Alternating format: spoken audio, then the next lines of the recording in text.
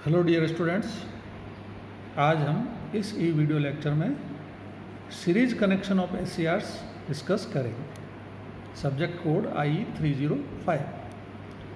तो देखिए, जैसा कि मैंने इस सर्किट डायग्राम में दिखाया गया है, एस को सीरीज में कनेक्ट किया गया है। देखिए, सेम सर्किट करंट में एक के बाद एक एस को सीरीज में कनेक्ट किया गया है। तो पहला क्वेश्चन ये अराइज होता है कि एस को सीरीज में कनेक्ट करने की ज़रूरत क्यों पड़ी। तो इसका आंसर ये है कि देखिए, मान लीजिए मेरे पास में जो लोड है वो मान लीजिए 250 वोल्टेज पे जो है, या 150 वोल्टेज, 150 वोल्टेज पे उसकी रेटिंग है। लोड की जो रेटिंग है 150 वोल्ट। तो नेचुरल है कि लोड मैं उसको 150 वोल्ट की सप्लाई से कनेक्ट करूँगा। और बाज़ार में जब मैंने पूछा तो मार्केट में पता किया तो पता लगा कि भाई 50 वोल्ट का ही एस जो है अवेलेबल है, लेकिन मेरे को चाहिए कि लोड में पावर कंट्रोल करना, इसलिए एस लगाना है। तो अब 50 वोल्ट का एस अगर मैं इस 150 वोल्ट के लोड के साथ में सीरीज में कनेक्ट करता हूँ, तो जब एस ऑफ रहेंगे रिवर्स बायस में या फॉरवर्ड बायस में, जब गेट पल्स नहीं लगाया, तो वोल्टेज 150 वोल्टेज आएगा। तो एक 150 वोल्टेज जो है, एक एस अगर 50 वोल्ट का एक एस अपन ने लगा दिया 50 वोल्ट का, तो क्या होगा कि एक एस 50 वोल्टेज जो है विदस्टैंड नहीं कर पाएगा। एक एस के लिए तो 150 वोल्टेज ज़्यादा हो जाएगा ना। तो अपन क्या करते हैं, 3 एस जो है सीरीज में लगा देते हैं, जिससे कि जब ऑफ होगा तो क्या होगा, 50 वोल्ट हर एस के अक्रॉस आएगा, जिससे कि टोटल जो है लोड के अक्रॉस वोल्टेज जो है 150 वोल्टेज तीनों एस मिल के जो है सहन कर लेंगे।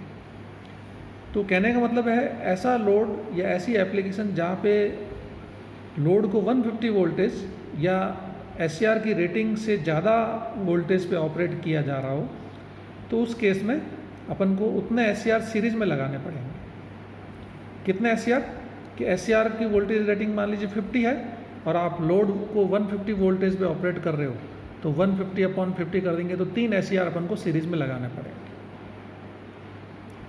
तो इसलिए एस को अपन को सीरीज में लगाने की ज़रूरत पड़ी, क्योंकि एस की रेटिंग कम है और लोड वोल्टेज की रेटिंग ज़्यादा है।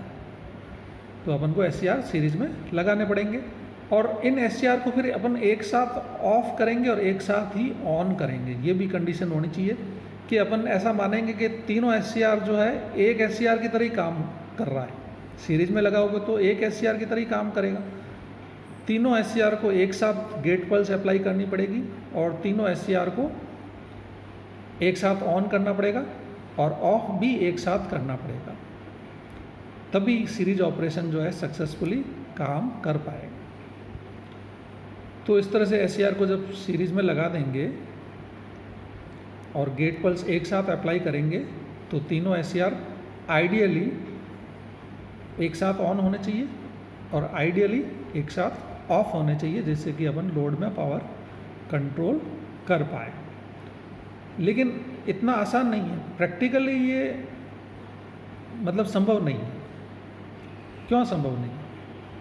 क्योंकऔर अपन कंडीशन मान के चल रहे हैं, लेकिन प्रैक्टिकली क्या आता है, ये प्रैक्टिकल कंडीशंस। एस क्या है, सेमीकंडक्टर डिवाइसेज, और सेमीकंडक्टर डिवाइसेज जो है कभी भी सेमीकंडक्टर डिवाइसेज की कैरेक्टरिस्टिक मैच नहीं करती है। चाहे सेम मैन्युफैक्चरर ने बनाया हो, चाहे सिमिलर कंडीशन में बनाया हो, चाहे आपने सेम रेटिंग के एस ले लिए, चाहे जैसे आपने सेम रेटिंग के एस ले लिए, 50-50 वोल्ट के तीनों एस ले लिए, किसी भी कंडीशन में तीनों एस की कैरेक्टरिस्टिक जो है मैच नहीं कर सकती, एग्जैक्टली सिमिलर नहीं हो सकते। ऐसे एग्जैक्टली सिमिलर नहीं हो सकते तो क्या होगा, कि तीनों एस का जो लीकेज रेजिस्टेंस है, जो लीकेज करंट एस में फ्लो होगी, जैसे एस ऑफ है तो उस कंडीशन में एस के अंदर ही लीकेज करंट फ्लो होगी, वो डिफरेंट होगी, लीकेज करंट डिफरेंट होगी। तीनों एस की लीकेज करंट डिफरेंट होगी, जिससे कि तीनों एस के रेजिस्टेंसेज जो है डिफरेंट होंगे। जब रेजिस्टेंस डिफरेंट होगी और लीकेज करंट डिफरेंट होगी, तो जब एस ऑफ होंगे तो तीनों के अक्रॉस वोल्टेज अलग अलग आएगा, डिफरेंट वोल्टेज आएगा। तो अपन मान के चल रहे थे कि भाई तीनों के अक्रॉस 50-50 एग्जैक्ट सेम वोल्टेज आएगा, लेकिन ऐसा नहीं है। तीनों के अक्रॉस वोल्टेज डिस्ट्रीब्यूशन जो है डिफरेंट होगा, और ये एक प्रॉब्लम का कारण है। वोल्टेज ऑफ कंडीशन में वोल्टेज डिस्ट्रीब्यूशन इक्वल नहीं होगा। तो देखिए क्या क्या, इसी तरह की और भी कई प्रॉब्लम आएगी। तो देखिए क्या क्या प्रॉब्लम आ सकती है। When SCR are connected in series, following problems are faced. क्या है? DC voltage unequal across all SCRs due to different resistance of SCR के resistance, forward resistance, leakage current different होने से अलग अलग होंगे, जिससे कि SCR के अक्रॉस DC वोल्टेज अनइक्वल होगा ऑफ कंडीशन में। ठीक है। अब इससे आप कहोगे प्रॉब्लम क्या है? प्रॉब्लम ये है कि लीकेज करंट अलग अलग होने से क्या होगा, वोल्टेज इसके अक्रॉस कम होगा। जैसे मान लीजिए इसका लीकेज करंट ज़्यादा, तो इसके अक्रॉस वोल्टेज कम आएगा। अब लीकेज करंट ज़्यादा होने से क्या होगा, ये लीकेज करंट बढ़ता जाएगा, स्थिर नहीं है, बढ़ता जाएगा। तो बढ़ते बढ़ते क्या होगा, इसका वोल्टेज और कम हो जाएगा। लीकेज करंट बढ़ेगा तो वोल्टेज और कम हो जाएगा। तो अब इसके अक्रॉस तो वोल्टेज कम हो गया, लेकिन बाकी के SCR के अक्रॉस वोल्टेज बढ़ने लग जाएगा, क्योंकि इसका जो कम हुआ वोल्टेज है बाकी दो को सहन करना पड़ेगा। और ये प्रोसेस क्या होगा कि धीरे धीरे मतलब बढ़ता जाएगा। लीकेज करंट बढ़ने से क्या होगा कि इसकी हीटिंग बढ़ जाएगी। जब हीटिंग बढ़ेगी तो रेजिस्टेंस और कम हो जाएगा, और कम हो जाएगा तो लीकेज करंट और बढ़ जाएगा।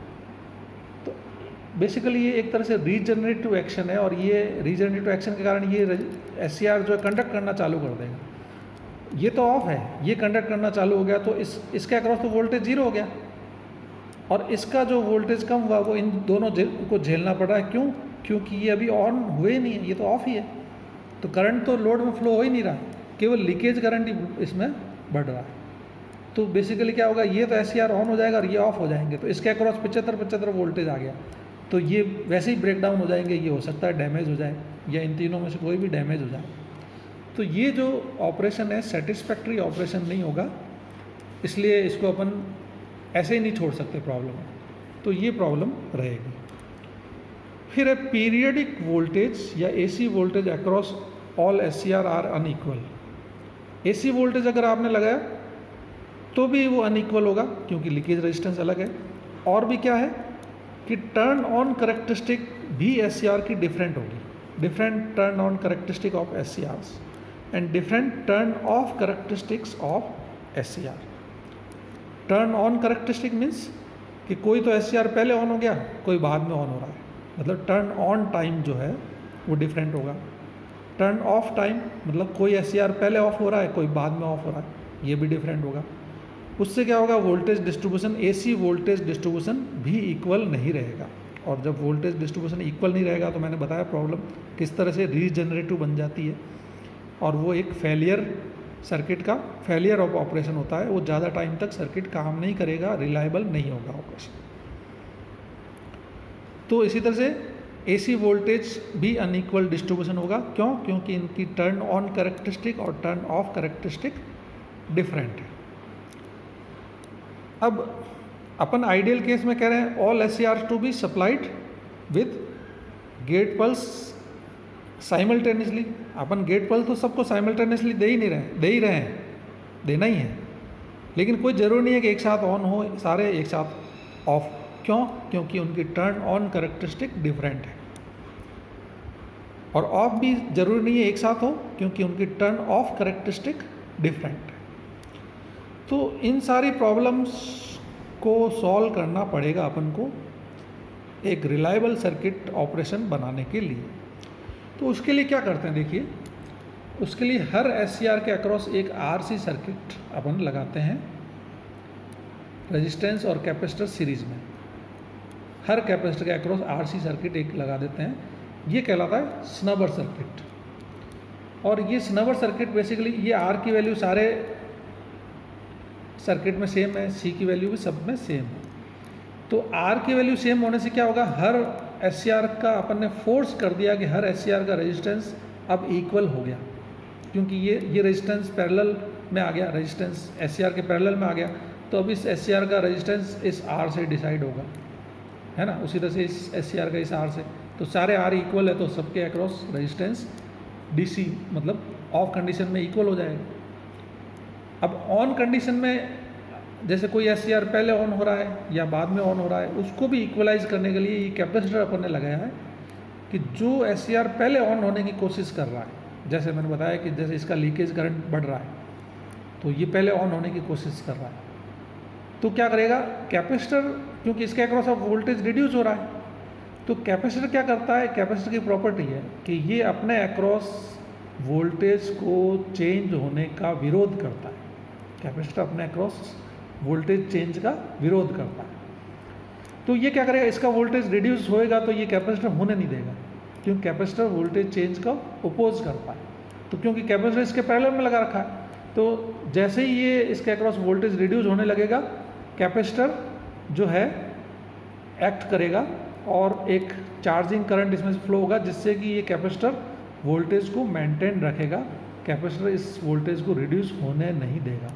उसी तरह से इसके अक्रॉस वोल्टेज बढ़ेगा, क्योंकि इसका वोल्टेज इनके अक्रॉस आएगा, तो इनके अक्रॉस जब वोल्टेज बढ़ेगा तो कैपेसिटर बढ़ने नहीं देगा, कैपेसिटर दोनों डायरेक्शन में काम करेगा, न तो बढ़ने देगा न घटने देगा, क्योंकि वोल्टेज चेंज को ये ओपोज करता है। कैपेसिटर की इक्वेशन अगर अपन देखें, VC जो है क्या होती है, integration I D T 1/RC, तो क्या होता है I D T integration means capacitor में एक इस तरह से चार्जिंग या डिस्चार्जिंग करंट फ्लो होने लग जाती है, जिससे कि कैपेसिटर के अक्रॉस वोल्टेज जो है चेंज को ओपोज करता है, या आई अपन ले में dV/dt।